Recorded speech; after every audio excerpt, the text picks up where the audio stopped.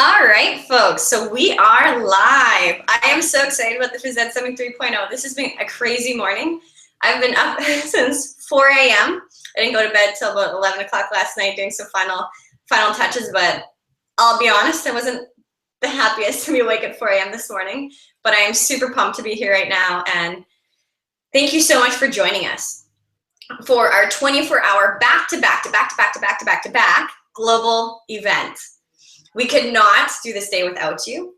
We are so humbled by the outpouring of support from each and every one of you and the promotion that you've done for this event for us. We really appreciate it. Your voice matters, your voice counts, and you can make a difference. By sharing with one person, you've been able to impact hundreds of students, which is absolutely amazing. So thank you so much.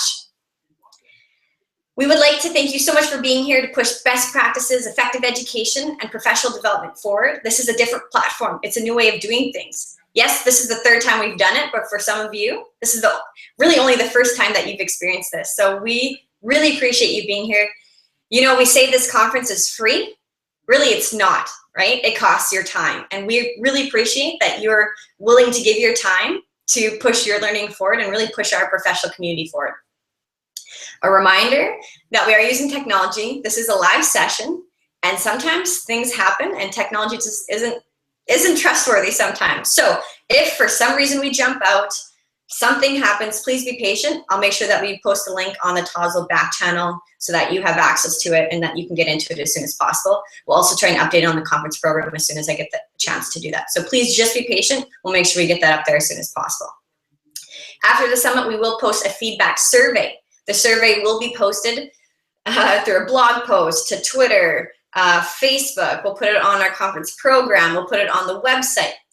There really should be no reason that you can't access the program. Oh, we'll also probably send an email out to all of our people, to everybody that RSVP'd. You also get an email with the feedback survey. So you should get it. If you don't, you can't find it, just send an email to physedagogy@gmail.com, and we'll try and get back to you as soon as possible with that feedback survey. And if you fill out the survey, you have access to your PD hour certificate. So if you need to get credit for professional development, we do have 37 sessions, which is absolutely crazy. So that could potentially be 37 hours of professional development for you. So hopefully you can fill out that survey, give us some feedback, provide some data for us, and you can have that certificate. All right, enough of me talking. I just would like to give a shout out to my SPIA crew back home in Saskatchewan. My plan is to wear a different t-shirt for every session that I am moderating, which I have 8 sessions, but I think only 6 of them are live. So I'm hoping to have a different PE shirt. So today, my shout out, or this session, SPIA, the Saskatchewan Physical Education Association. All right, now, Glenn, I'm gonna push it off to you. Enough of me talking, and we'll get going. Great, thanks, Naomi. So good morning, good morning for some of you. Greetings from the west coast of Canada. I will get started right away with my session, and what we're going to do is respond to the question simply, are you fit and how do you know? So the ABC Fit is a new paradigm that I've developed for my school district. But just before that, a little about myself. I've taught for 15 years as a department head and athletic director at secondary schools. From there, I moved into our district position. Our Surrey School District is the largest in BC. We have 121 schools, roughly 72,000 kids, and about 8,000 teachers. So I've been in that position for 19 years, I say driving the phys ed bus for Surrey. In my spare time, I'm also a sessional instructor for UBC, where I work with PEAT students, and then at SFU and Douglas College, where I work with practicing teachers who are getting additional certification for their post-baccalaureate or graduate diploma program. And then I've also been a project manager for our ministry in curriculum development. And then I was on the PHE Canada National Advisory Committee for phys ed. So today's intentions, I'd like to deepen your understanding of the need for a paradigm shift in fitness testing in schools. We all know fitness testing is a hot button issue. It's an age-old debate. So we need to look at what exactly we're doing it, and more importantly, why we're doing it. And then I want to describe for you the ABC Fit tool. So let's go right into this. Clint, can I just interrupt you for just 1 second? Absolutely. Sorry about that. I'm just going to share my screen with everybody. I just want to show you the tozzle and just a little bit of how it works. I forgot to do that. So I'm just going to talk one more time, and then I will push it back off to, or push it back over to Glenn here. So I'm just going to, hopefully, if I cover this, does that cover the tunnel vision? Hopefully so. Okay, so this is the tozzle. Can you see my screen, Glenn? Yes. Okay, so this is the tozzle. Hopefully everybody else can see my screen. And what you do is right here in this area, this is where you chat. So I'm just going to show everybody. Good morning, afternoon, and good night. There's probably good evening in there as well, but that's okay. So you can type it in. It'll prompt you to put your name in, and that's how we can do our back channel. You can also use, well, I'm using TweetDeck, so it looks a little confusing. But you can also use Twitter as a back channel too, just using the hashtag PhysEdSummit. And then the videos here, well, obviously, you know the video is working if you're watching it right now. And there's also troubleshooting. So if you notice that some people are having trouble with clicking on the video, just push them to the trouble watching the video link, and it'll take them straight to YouTube. There are also some links that Glenn has shared with us, and he will also be sharing the PowerPoint with us after. So you can check everything out right here on the tozzle. This is every place for you, and this is the one-stop shop for all of your resources. Okay, oh, that's not what I wanted. I'm going to unshare my screen, and Glenn, I'm going to push it back over to you. Great, thanks, Naomi.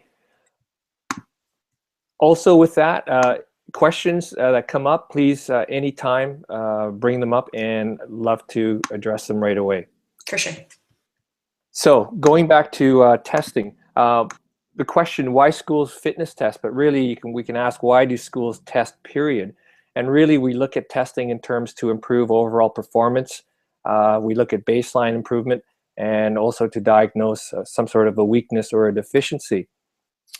We test as well because we want to find out whether our programs are effective. And in order to do that, we have to gather data. And then lastly, we're looking at testing because it's a way to communicate some sort of achievement, student achievement. And unfortunately, the only standardized test we've really ever had for PE has been fitness testing. So we need, again, we want to try to revisit that. When we look at testing, we've got the traditional lab versus field-based tests. And obviously lab tests are more accurate than field-based tests. However, they are very costly, and they're very difficult to replicate with large numbers. So in terms of field-based fitness tests, this is a sampling of some of the fitness tests around the world that have been in existence. They primarily focus on health-related components, so which is fine. However, these variables generally come up in terms of the fitness debate. You know, what are we testing exactly? And for me, the one there that strikes the most is the motivation. Why would a student want to perform well in a fitness test? And for me, that really resonates, and that's what's helped me drive why I've gone to this paradigm. As well, an issue is skilled at taking the test. So here's the critical questions that I started you off with. Are you fit? Now, when I do this live, I do a thumb survey. So I'm going to ask you if you want to use Twitter or the Tozzle back channel to very simply respond to this. I use the thumb survey. You can respond thumbs up if you think you're fit, thumbs down if you don't think you're fit, and with a general audience, I would say in the middle, you can go thumb in the middle if you're kind of not sure, or that's kind of indicating, yeah, I'm sort of fit. So if you'd like to respond to that, that would be great. Are you fit? With your thumb comments. Then the next question is, how do you know? And so I would then interact with some people. I'd say, okay, well, I noticed you put a thumbs up. Why did you do that? You gave yourself a thumbs down. Why did you do that? For me, it doesn't matter where you put your thumb. The critical question is, what criteria did you use? So in your head, more than likely people were saying, I used to be able to, and now I can't. And so they don't give themselves the full thumbs up. They give them maybe a quarter, or they give themselves a thumbs down. So really, it's the criteria that you're using to define fitness. And so for the ABC Fitness, what I did was I put myself in as the district. I've defined fitness for our students. And so what I looked at with the A is the aerobic part. And so I use a 4-station circuit for that. B is balance. And balance, I use the lateral bound. And I'll explain why I've selected these components. And then core is the plank. That's what we use for that. So all of that is really moving into something that is out there now, had been there for a while, called functional fitness. And so functional is something that you need on a day-to-day basis. And most of our traditional fitness testing is really around performance level. And we know our clients, our kids, are not at that performance level, the majority of them. So we need to look at that functional level before they graduate to the performance level. So why aerobic? It's definitely one of the best indicators of overall fitness. I think 99.9% of phys ed population would say, yeah, we need to look at aerobic or cardio as one important piece for defining fitness. The positive health related outcomes from there.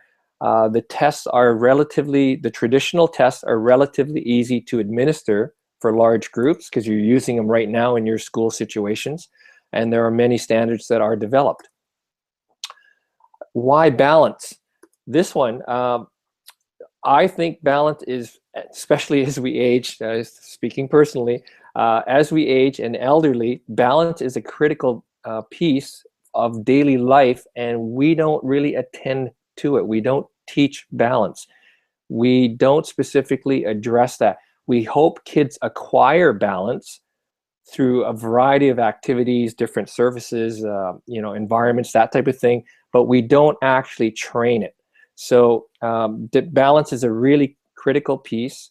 It's the foundation for everything that we do. Balance is the ability to change and control your center of gravity. Directly rewires the brain.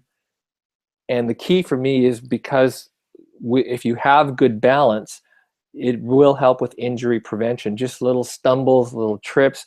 I know I was coming down a trail, running down a trail, and you trip over a stump, and you don't face plant. You just have that ability to, your body recognizes that that balance and is able to catch yourself. So that's really a critical piece.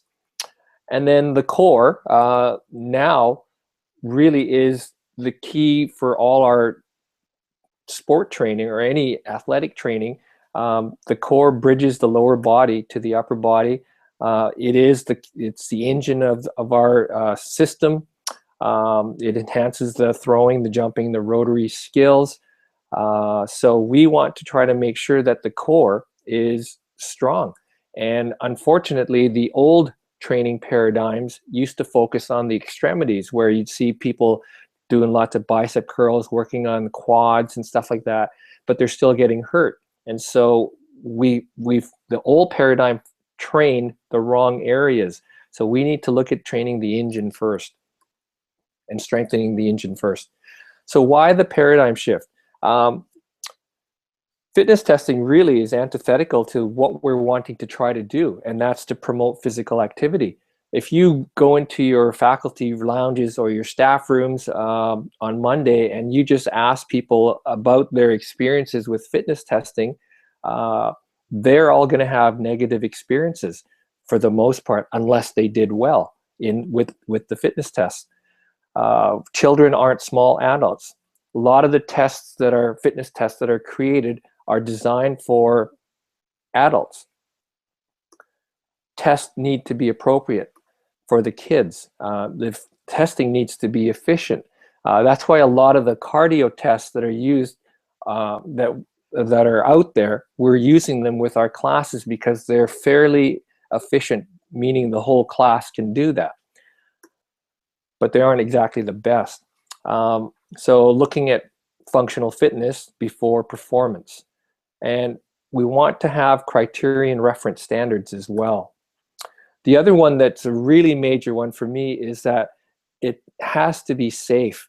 And right now, a lot of our fitness testing is around maximal exertion or going to exhaustion.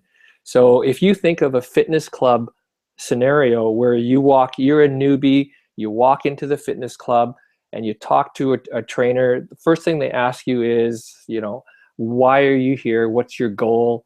Then they ask you, okay, well, what do you want to get out of this? How much time are you going to be able to dedicate to this? Then they take you through a tour. They get you to sign the PAR-Q, and then they take you through a simple workout. We don't do that with our kids, partially because we may not be able to with 200, depending on the number of kids that you have in your semester and your year. But we don't. A fitness club would never take someone off the street and put them into a beep test right off the bat to fitness test to get a baseline, or to do sit-ups as many as you can, or push-ups, or a max bench press, or whatever the test is. So we need to think about that safety part, because we attend to safety in all other aspects of what we do in our practice. It just doesn't translate into the fitness testing as well. The other huge one is to be able to promote learning and positive attitudes.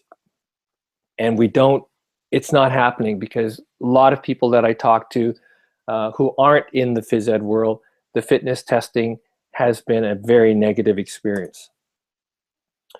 The effects of on children of fitness testing.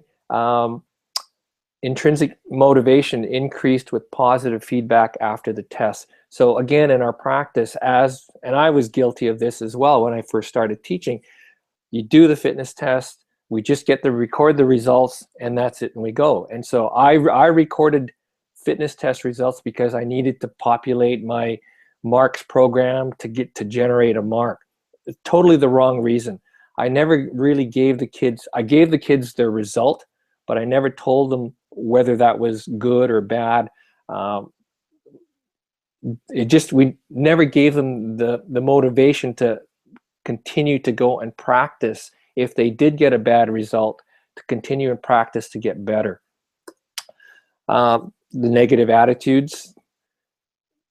Those that do well on any type of test, whether it's phys ed or academic, they're the ones that are motivated. The two researchers from Loughborough University in the UK, Lorraine Kale and Joanne Harris, looked at how fitness testing, we were so much onto the product rather than the process. And so that, again, was a really striking comment for me to look at. Okay, we're looking, just as we try to move away from the skill testing in the sense of, we don't want 7 out of 10 foul shots. We want to look at your process of how you're doing that. So we look at the process in terms of skills, but we're not looking at the process in terms of fitness as well. The improper testing format turns a lot of people off. I remember, for those of you that are Canadian or know the flexed arm hang in the Canada Fitness Award, that was the bane of most people's fitness testing. The flexed arm hang is you're up on the chin-up bar, and I think Nathan Horn presented part of this in his PEI keynote with the Jerry D. The kid was up there, and you have to go on the flexed arm hang, and one kid is up there, everybody's watching. So not the format that we want. This was another interesting finding by Kale and Harris. Fitness testing communicates the false message that competition and excellence are necessary for health and fitness. And I know we don't want that in the phys ed world, that message going across to the kids. Kids have little understanding of why they're being tested. And then the use of scores, and this is a real challenge with secondary. I know in secondary we have percentages of their grades based on fitness scores, and I've worked hard in my 19 years to try to have a shift away from that. So Kaylin Harris had some recommendations, and really most of these are very common sense, but common sense sometimes is the oxymoron. They should be child-centered, developmentally appropriate. They should be positive and meaningful experiences. We want to be able to provide individualized baseline scores and feedback for the kids to try to improve. So how are we able to differentiate, because every student is different? This is the key for me, we want to promote that learning and positive attitudes towards being active. How do the students interpret their scores? That's another key piece. And then using criterion reference standards. So going into what exactly the ABC fit is. And I selected ABC because, again, in BC, and elementary teachers are not PE specialists. We don't have PE specialists in our elementary school, so they are all generalists. And so I battle a lot with literacy initiatives and numeracy initiatives, and trying to get on the school's radars and the teachers' radars for that. So I needed to come up with something that is as catchy or it's simple for teachers to grasp. And so again, I went with ABC, a simple concept that would grab the elementary teachers. So the A stands for aerobic. And what we do is we have 4 stations. And so it's a little circuit, because again, that's how we're doing a lot in our school district. We've been into circuits since 2003. And so if we train that way, if we're training that way, our testing should reflect the way we're training. It shouldn't be something completely different. So the aerobic station, there are 4 stations there. Station 1 is a hopscotch ladder pattern. If you have ladders, that's great. If you don't have ladders, we can just use a line and just hopscotch in and out. Then we use a ball jump. So you'll see a video of this in a couple minutes of what it looks like, what the figure 8 looks like, and what the scissors looks like. So what happens is you have 1 student at each of these stations. So there's 4 students there, and they're at the station for 30 seconds. And then they just keep rotating every 30 seconds until the grade level time. And I'll explain what that grade level time is in a second. So this is the rubric that I developed for the aerobic fitness. And so my 4 headings are emerging, developing, acquired, and accomplished. And our province has generally had 4 headings, which I didn't really like. It was not yet within expectations, meeting expectations, and exceeding expectations. And so I didn't like that language, because especially the exceeding expectations, because it shouldn't be a surprise. If someone says, oh, that's exceeded my expectations, it's a surprise that it was better than they thought it was. And so this is a little more developmental in terms of the language. So this is for the adult. I put this rubric on because I'm going to have you try the station and the circuit, and not for 12 minutes, but try it for 2 or 3 minutes, just to get a sense of what it feels like. So if I'm going to start at the acquired, and I selected 12 minutes very scientifically, in quotation marks, going back to Cooper's 12-minute aerobics, that I use that as the point, as the exit point. So in BC, PE is mandatory to grade 10. And so this actually reflects the grade 10 one, and I also use it as the adult one. So I said, if if our PE programs, at the end of our PE programs, our students should be able to do some sort of an aerobic activity at the vigorous intensity level continuously for 12 minutes. And that was the exit point. And then I just very simply went 1 minute back per grade level. And in BC, we are K to 7 is our elementary, and then 8 to 12 is our high school. So I went 12 minutes for grade 10, 1 minute back per grade level. And because 7 and 8 are the split for elementary and secondary, I duplicated the 10 minutes. So 10 minutes at grade 8 and 10 minutes at grade 7. So basically what you would be looking for is if the student could engage in vigorous physical activity continuously for 12 minutes, they would be acquired. And if they had to take 2 to 3 rest intervals to do that, or their intensity dropped to moderate to vigorous, they were in the developing. And if they needed more than 3 rest intervals, they were in the emerging. Now, tests like the BEEP test where they can go on, you have students dropping out at different rates. I didn't like that because I wanted everyone to start and finish at the same time. And so that's what happens with this aerobic station. And so again, if the student could do it for 12 minutes, and if they could do it for 2 additional minutes, more than likely they could go 4 minutes or 6 minutes or 8 minutes. We didn't need to see that. So that's why I went with a 2-minute threshold to get them into the accomplished. This perceived exertion scale. So the other thing that I developed this to respond to the question of what is vigorous physical activity. At the time that I was doing this work, there was a lot of chatter by public health around population needs to engage in moderate to vigorous activity, but it really wasn't well defined. And also back in around 2003, physical education was sort of being hit by the term physical activity, and they were being used as synonyms. And so I was really trying to differentiate between physical activity and exercise and physical education. So I came up with this exertion scale. It's a perceived exertion scale. It's similar. It's not similar to the Borg, because the Borg is a 14-point scale, very hard to implement in a school setting.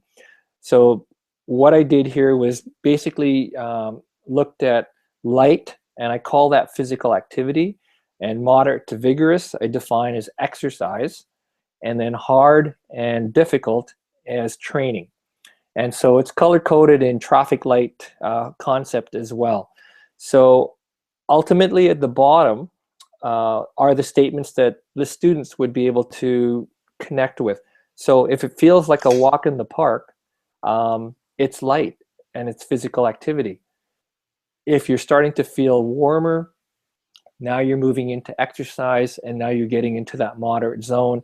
If it's vigorous, you're huffing and puffing. And then when you start to move into the hard, where you can't, literally after the exercise, you cannot blow out a candle because you're huffing and puffing so fast, that's hard, that's training. And I tell the kids, and I tell my teachers, that it's okay to go in training, but that's for a certain population who is training, like athletes that are going to clubs and on teams. Our garden variety average kid can't go into training.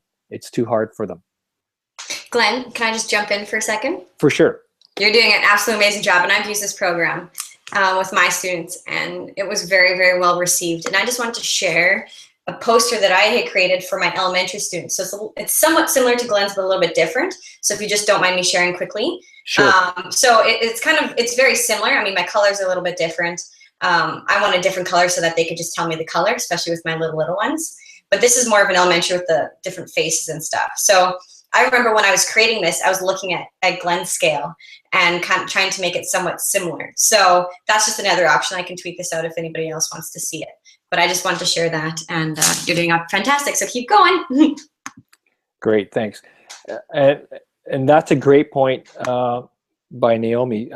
For a K-3 population, this is a harder one for them to to understand. So modifying that or going with different faces, colors is a great way to do that as well. So at the station, what the teacher would do would be to have a sheet here to record the students. And so I talk to the kids and I say, okay, when we're looking at this aerobic fitness testing or the aerobic station, what we're really looking at to see is how strong is your heart working, and can your heart work for a while? And that's what endurance is. So what would be some signs that your heart is getting tired, or you are getting tired, or your heart can't do this?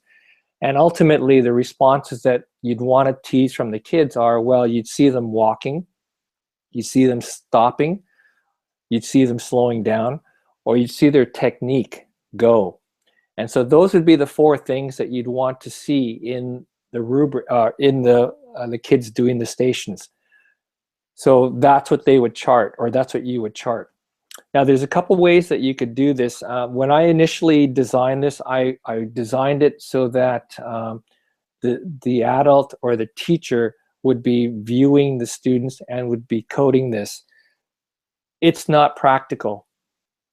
What I've sort of morphed this into is more of a peer type of a session where the kids, you're still doing all the back end stuff of loading all of this with the kids, and then the kids are watching each other.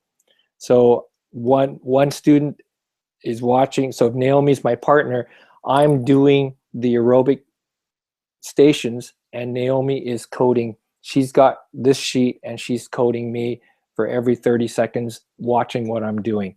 And if I'm slowing down, she notes that. If I'm pausing, she notes that, etc. So this is what it would look like. And let's see if this video works.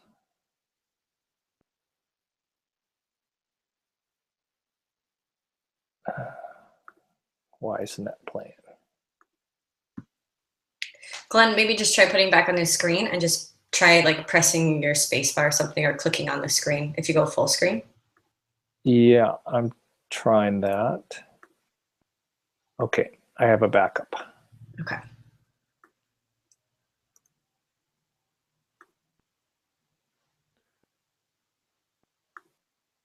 Oops. Okay, can people see that? Yes. Okay.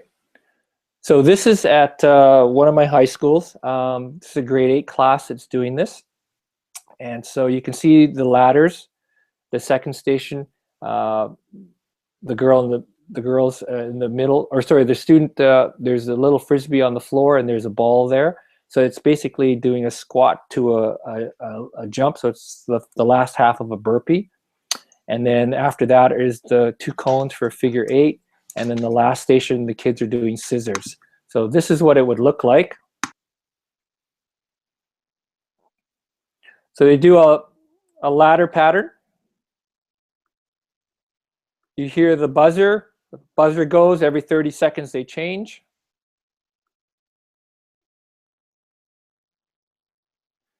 They should be going in each ladder rather than skipping a rung. There she goes, the one in the middle. The girl at the end is going way too fast. She's missing every one, so her technique there. You can see technique already for the girls with the ball jumps. They aren't going into a squat, so their technique is going there. The figure 8s and the ladders. And you can see they're all getting tired. They're walking in between the stations.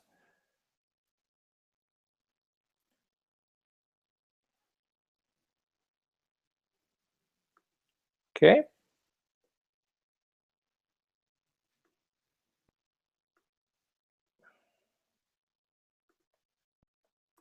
Apologize that didn't work. So the next station is the lateral bound. So actually, let's get you moving for a second here. So let's go back to the aerobic. If you haven't warmed up, I'm hoping you're going to just start doing this very easily. but here's what I'd like you to do. You can do the ladder pattern just stationary, just a simple 2 feet on, 2 feet out. So a basic hopscotch pattern. What I'm going to have you do is you're going to do that for 30 seconds. Then I'll just call a switch, and then you're going to do, you can just do a modified squat down and a little jump up. Okay, so and then we'll go to the figure 8, and we'll just do one cycle, so that will be 2 minutes. Okay, so let's try that. So if you are wanting to try this, go for it. If you don't want to do it, that's fine. What I want you to experience is how easily and how quickly you get into moderate and possibly into vigorous, but you won't get into the hard zone, because you should be able at the end of that still to blow out a candle. So if you can blow out the candle, that means you're not in the hard zone. All right, so let's try this. Okay. And if you are ready, timer. Okay, so if you're ready to give that a shot, I'm going to have you go starting now. Go. And so you're looking to try to just do that hopscotch pattern.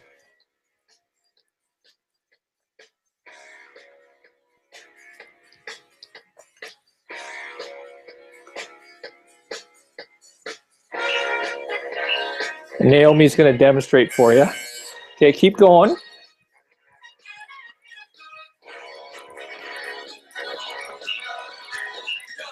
Okay, now you're going to switch to the squat and the ball jump. So you're going down and up. So make sure you're squatting down. Hard with headphones.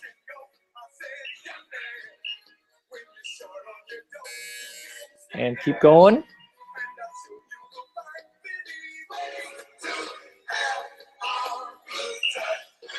Now you're going to go into a figure 8. So whatever wall you're facing, you're going to face that wall the whole time and just do that figure 8 pattern. So imagine 2 cones around you.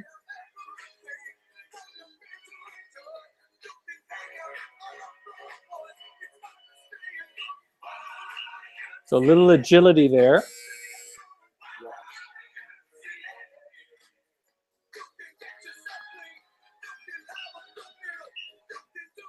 And the last station is scissors, so just a stride step and just keep switching legs.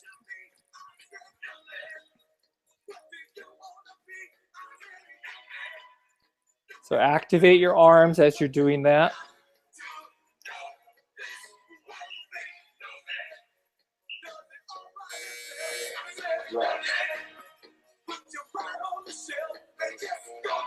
And 5 seconds. And stop. Okay, so if we go back to the exertion scale, if you are in the feeling warmer stage, that's great. You're in that moderate zone. You're definitely not in that walk in the park, because could you do this all day? And if the answer is yes, then your intensity level was too low. If you can blow out the candle right now, that's great. If you can't blow out a candle right now, then you are in that hard zone. And I'd have to tell you, slow down. Okay, you're working too hard, so you need to back off a bit. Okay, so that's an example or that's what the aerobic station would look like. So the lateral bound is what I used for balance. Initially, I started off using a stork stand or the tree pose, but that doesn't really translate to real life. How many times are you standing in a tree pose in real life? So, and it's static balance. So I wanted to look at something that was more dynamic, and so the lateral bound was something that did that for me. So the lateral bound, you're basically starting from a single leg balance, you're going across, and the key is without pausing, you bounce back to that single leg balance, and then you need to hold that position for 5 seconds.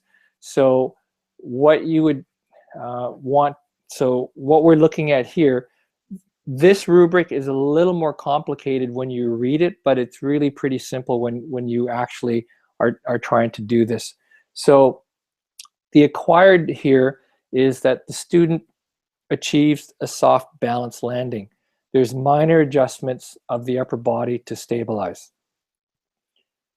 If they have to adjust their body position once, and so an adjustment might be their landing foot maybe swivels, there's a lower body movements, their arms are swaying to try to stabilize, that's in that developing position.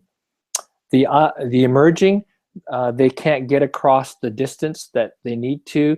They may fall down. There's more than one type of a body adjustment. The accomplished, excuse me, the accomplished, they not only have the soft balance landing, but they use something called triple flexion technique. So that's where your ankles, knees, and hips are flexed, and your elbows are in and close to your body, and your head is up. So what we do again is record that using the form here. 3 trials, the students get 3 trials, and what we're looking for are the 2 most consistent trials. So if they have 2 developings and an acquired, they're getting a developing. Okay, because they're showing that one acquired might have been a fluke. Okay, and the other thing is the students get them to practice both directions, and they select which leg they want to try to do this on. So this is what it would look like. Now this still is hard to get the idea, but from the number 1 position, you're starting in sort of an athletic ready position, but a single leg balance. You bound across. Ideally, again, for practical purposes in our school setting, I use the badminton court, and at the end of the court, the distance between the doubles end line and for serve and the singles end line for serve, that back alley, that's what I use for the kids. It's not the best, because if you have a taller student, they have a better advantage than a shorter student. That's the starting point. If the kids can do that, then I tell them they can challenge themselves. And so by challenging themselves, what they do is, let's see, Naomi, how do I get this back so they can see me? Or oh, okay. So just click stop. Yeah. Stop. It's really hard doing that workout without my shoes on. I'm like slipping and sliding everywhere, and then headphones are catching. So was my best performance. It was not my best performance. Okay, so they can see me now?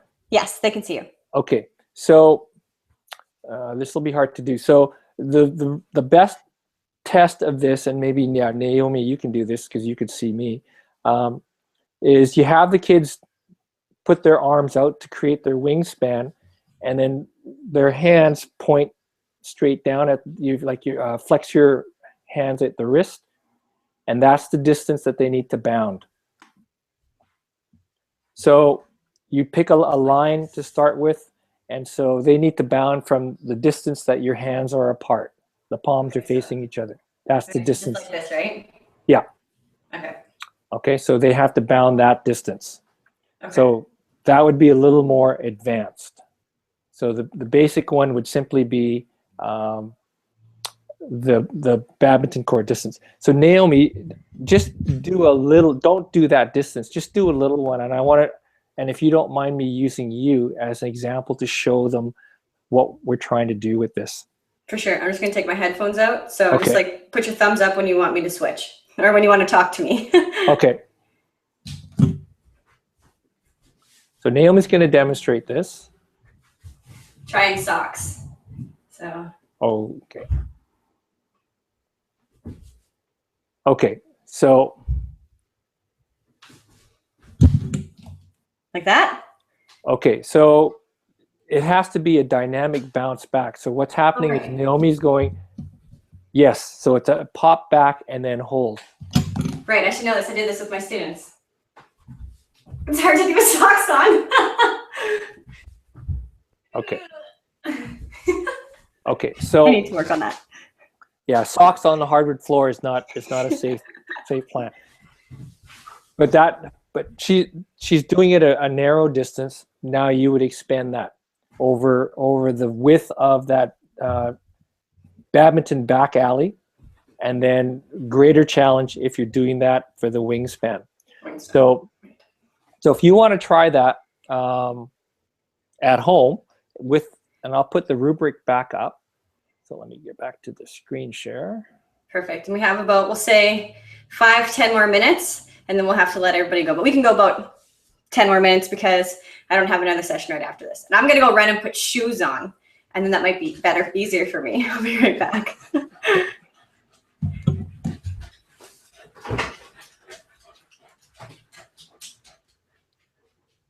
So there's the rubric to be able to rate yourself. Okay, and yes, we are running low on time, so I'm going to move on to the last one. So the last one is the core, and so again, the core, what we've used is the low plank or the elbow bridge. A couple things here that's really important in terms of form. The feet should be a maximum of hip width apart. If the kids are going past that, then again, because of that wider base, it's a little cheat. So we're not looking for that. Their elbows should be, again, shoulder width apart. So if it's going wider, actually if they're going wider, they're going to make it a little bit harder. And then the last one, that's really a critical one, is that their hands should not be clasped together. Because if they're clasped together, they're now forming a tripod. And so we want to avoid that. So their hands should just be straight out in front of them. And that's the core. And so the rubric for that, again, I just pick something simple, 60 seconds. I tell the kids that's 2 TV commercials. So if you can plank for 2 TV commercials, you're doing pretty good. So that would be the acquired. If they need 1 rest interval, they're in the developing. They need more than 1 rest interval, they're in emerging. And if they can do that plank 2 times in a row, then they're acquired. So this would be the form that we use for that. And then this is what it looks like with the kids. So I actually have 8 to 10 kids on a mat, and all they need is just their forearms have to be on the mat. So again, at North Surrey, because we did this there, because we didn't know the kids, we put numbers on them to make it easier for us to mark them. That's even a good thing to do even when you know the kids. Yeah. Because you can have them just listed 1, 2, 3, 4, 5 instead of having to like write all their names out if you don't have your class list, or even if you do that. I'm looking at that now, I'm like, oh, that would have made my life so much easier. That's brilliant. And then what I do with them is I video them. I use Coach's Eye. So these are clips from Coach's Eye. I video them after the first trial. I sit down, I go right into the middle of the mat, and I show each one their form. And they, as soon as they see their form, so there's that, going back to the recommendations from Kale and Harris, giving them that positive feedback, and their second test is 100% better because they've seen themselves, they know what it looks like or what they are doing and what it should look like. So that's the plank.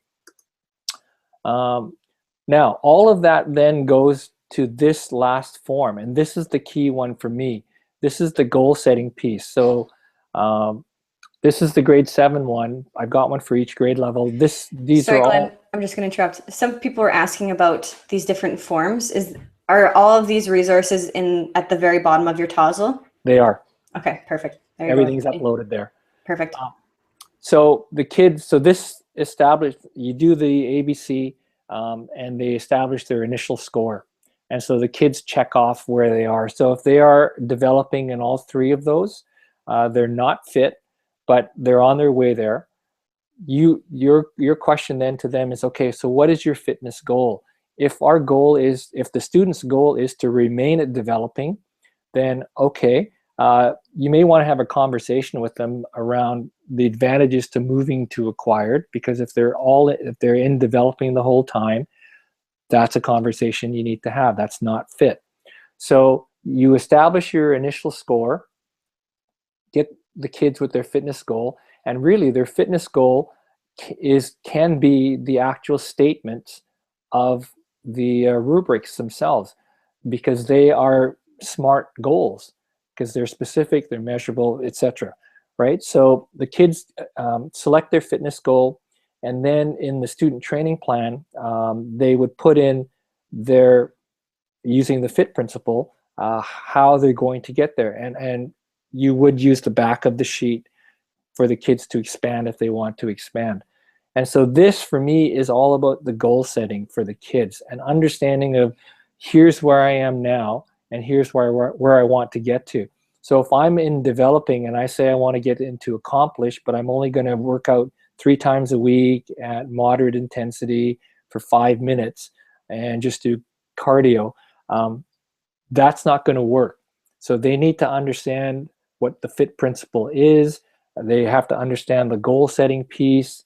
And ultimately, if they say they're going to get to acquired or to accomplish and they don't, whose fault is that, right? They need to be accountable for their behavior. So that's why I like this goal setting piece from the ABC FIT.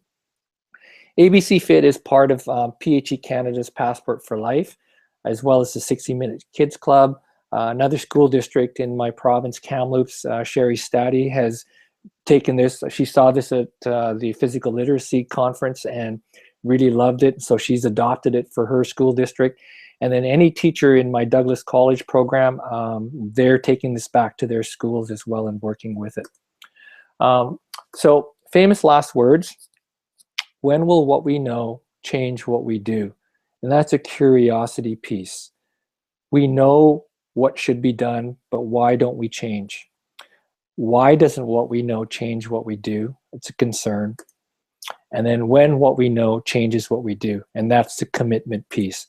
And those were 3 phrases that my former superintendent of schools, Mike McKay, used. He's now the director for the Canadian Self-Regulation Initiative. But I like to use that from him, because those really resonate for me. So I wanted to deepen your understanding of why we need to have a paradigm shift in fitness school testing in the schools. Look at providing you a description of the ABC FIT tool. Thank you very much. It's been an honor to spend a Saturday with you. There's my contact info. And if you have any questions or comments, you can direct them to me or through the Tozzle back channel or however. Thank you so much, Glenn. I really appreciate you taking your time on a Saturday morning to present this to everybody out there.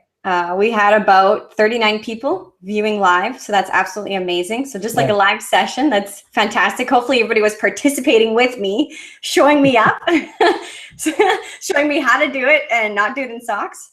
But no, the part that I love about ABC FIT when I did it with my students is I found it, like you had said, you know, when you talked about Nathan's keynote, you know, Nathan had shown Jerry D and the flexed arm hang and the one kid doing it while everybody else sat in a circle and watched it. Everybody's doing it at the same time. So nobody has time to look at each other while they're doing it. They're focusing on themselves, and which is what fitness should be, right? I always said to my students, my big idea, fitness is a process, not a product, right? So let's focus on the process. Let's focus on what I'm doing. I don't care what everybody else is doing because I'm not them. Right. I'm a unique individual with unique needs. So I'm going to focus on me. And really, when you're doing that, that's all you have time to focus on, because you're making sure that you have proper form and everything else. So that's what I really love about this program. And it really focuses on, you know, fitness goals, not just to test, right? Not just to get a mark or a point. It's, you know, this is where I'm at and this is where I need to be. And here are the goals I'm going to set to get there. And I think it's a fantastic program. And I really appreciate that you're sharing this with everybody, because now everybody else can see this. The whole world can see it now. Yeah, So that's so wonderful. Yeah, thank you very much. Absolutely. So just let everybody know the feedback survey will be pushed out at the end of, well, the whole Phys Ed Summit. So tomorrow, Not sure what that will be for everybody else in the world, but at the very end, once we are done our phys pedagogy and phys ed summit team recap, we will push out the feedback survey for everybody. So thank you very much for tuning in live, and hope you have a great rest of your day, and tune into some more sessions and see what other t-shirts I'm going to wear. All right. Thank you very much. Thank you, Thanks, Glenn. everyone. All right. Bye. Bye, Naomi. Thanks a lot.